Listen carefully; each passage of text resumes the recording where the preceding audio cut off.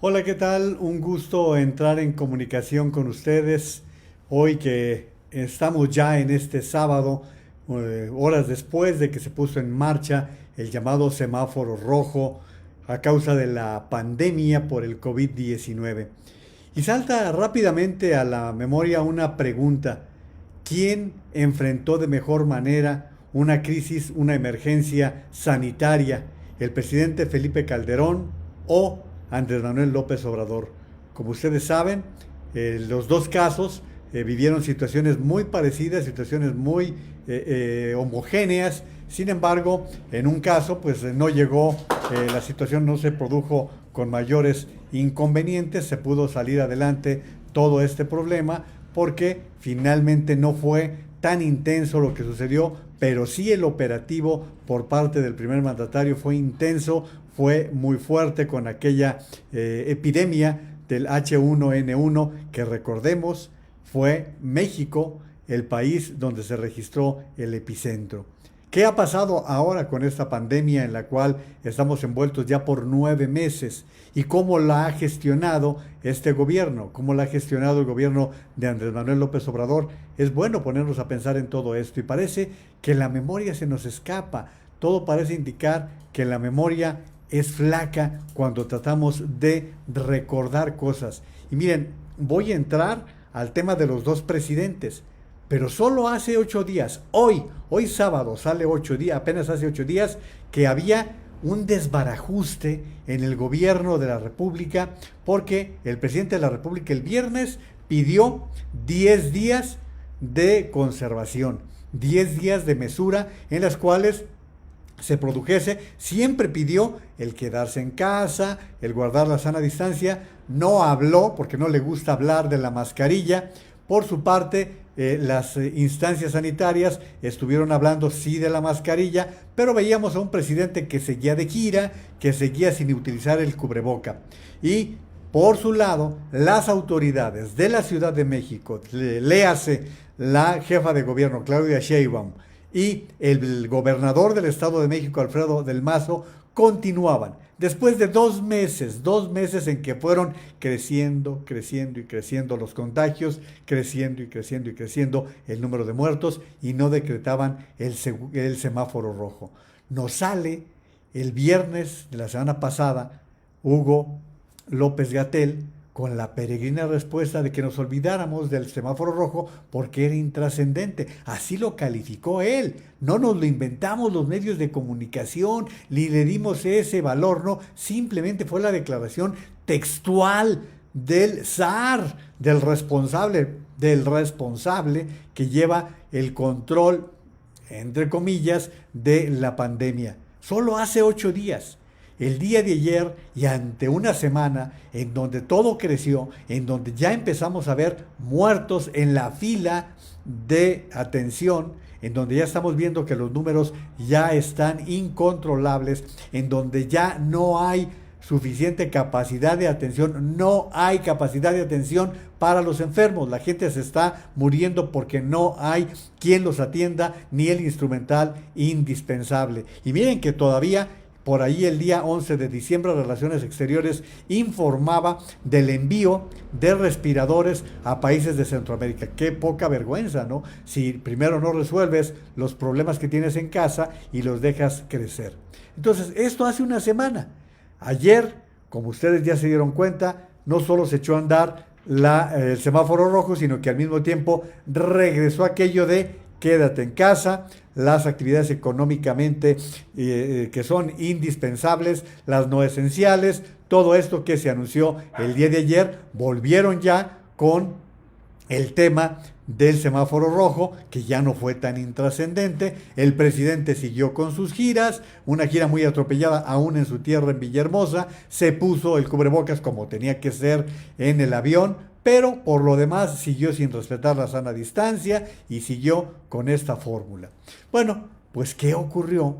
Hace no menos de 11 años, 12 años, en que también se produjo una epidemia de este tipo, la H1N1, que nos afectó y que paralizó las actividades completamente en el país. Recuerden ustedes, por eso les digo que la memoria a veces es flaca. Y el presidente de entonces, Felipe Calderón, no titubeó, no tuvo dudas y paralizó las actividades. Y van a recordar ustedes que había un candidato que tenía todavía no tenía 18 años.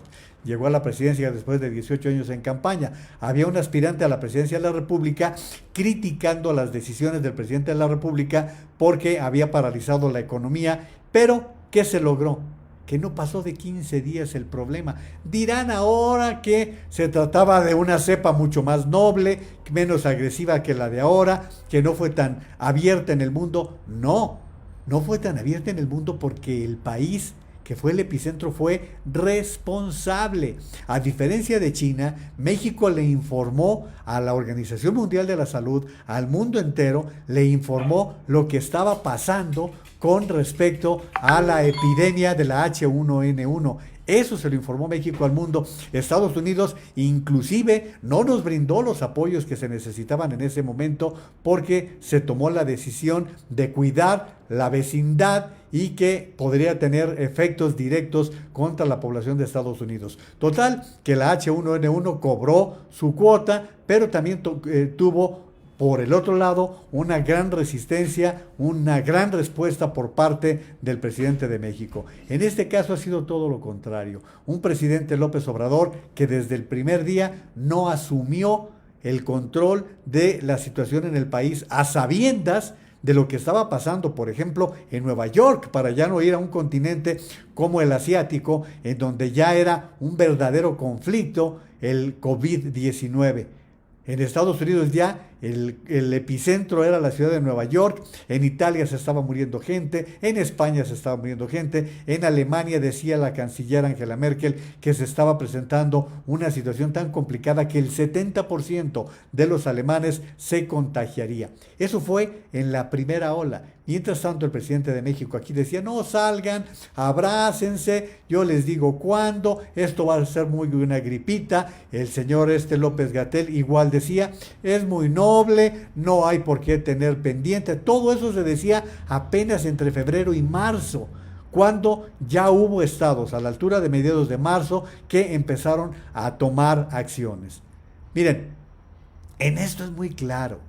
A un presidente se le elige para tomar decisiones.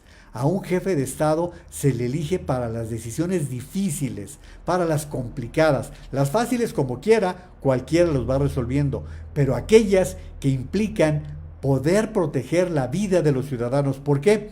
Porque para un mandatario lo esencial es la vida de los seres que tiene que representar y cuidarles su salud, su seguridad, sus necesidades básicas, cosa que no ha sucedido con este gobierno. Este gobierno se ha dedicado a hacer grilla, a hacer política. Vean ustedes, se da el cierre el día de ayer, se da el anuncio de las actividades no esenciales y ¿dónde está la respuesta de un gobierno para tratar de rescatar a los ciudadanos? Otra vez, la comparación entre Calderón y López Obrador. Con Calderón se dieron apoyos en diferentes instancias del gobierno, en diferentes servicios, para no ir más lejos, la energía eléctrica. Ahora no ha habido ningún apoyo real para los trabajadores, para aquellos trabajadores que dejan de ganar, que corren el riesgo de perder su empleo, y para las empresas que están cerrando, que se están presentando ante estos problemas. No hubo de otra, por más que se empeñaron en dejar pasar el tiempo, por más que quisieron que fuera el contagio de rebaño, que fuera, es decir, el contagio automático de toda la comunidad, para no llegar a la necesidad de comprar pruebas, para no llegar a la necesidad de tener vacunas o de no esperar hasta las vacunas. Esto se fue alargando a tal grado que esta situación se volvió a agravar. Habrá quien diga, igual que en los países europeos. No, no es igual. En los países europeos se dio una primera ola.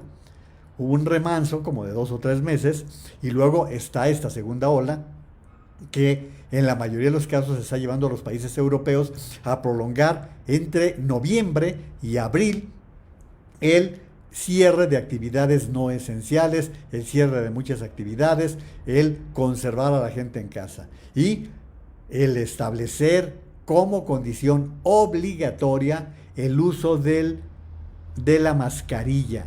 Es la mascarilla, el cubrebocas como parte esencial, como una parte indispensable. No se diga la distancia física, no se diga la higiene personal. Todo esto se fue presentando de esta manera a lo largo del mundo. Nosotros no. Nosotros no tuvimos una primera y segunda ola, hemos tenido un crecimiento permanente. Desde que se dio el primer disparo, siguió creciendo, creciendo, creciendo y creciendo, de tal suerte que no ha habido un reposo, un descanso para los equipos médicos que han tenido que multiplicarse y han tenido que trabajar, pero hasta el agotamiento, para tratar de proteger el mayor número de vidas. Ahora bien, se decreta el semáforo rojo. Se dicen cuáles son las actividades esenciales y las no esenciales. Sin embargo, la parte sanitaria, la parte esencial, que todos los especialistas están aclarando, no se ve por dónde. No se trata de a tontas y a locas cerrar y establecer el semáforo rojo. Los especialistas lo dicen, mientras no controles la cadena de contagio, no va a servir de nada el semáforo rojo. ¿En qué consiste el frenar la cadena de contagios? Pues en detectar con pruebas a aquellas personas que se van contagiando para evitar que contagien a los demás. Se les hace un confinamiento, se les obliga a entrar en confinamiento, se determina cuáles son las personas que están en riesgo y así vas acortando el número de personas contagiadas, el número de riesgos. Mientras tanto, mientras no lo hagas así, el problema seguirá vigente por más que tengas semáforo rojo y más aún con la irresponsabilidad, ahí vamos asumiendo la parte nuestra, que tenemos los ciudadanos de salir a tontas y a locas, a hacer aglomeraciones en los centros comerciales, en los lugares públicos y creer que somos inmortales. La verdad, se las dejo allí para que lo analicen. ¿Por qué? Porque estamos en un momento que no crean que se está controlando. Viene lo peor, ¿eh?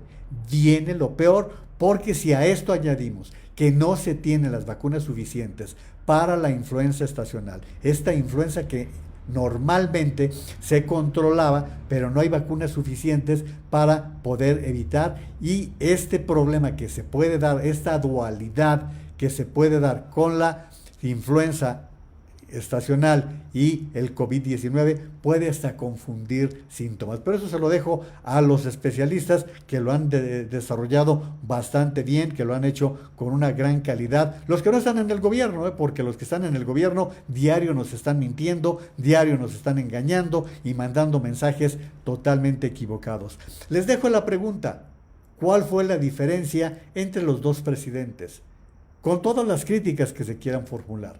Pero no se les olvide que hace poco tiempo vivimos una epidemia igual que la de ahora. La diferencia fue cómo se trató una y cómo se está maltratando esta que nos está costando miles de vidas de seres humanos que pudieron salvarse y que lamentablemente por un pésimo manejo por parte del gobierno siguen costando contagios y mexicanos que están muriendo. Los dejo con esta reflexión, con el agradecimiento de siempre por acompañarme aquí en Juan María Naveja Comunicación a través de Facebook.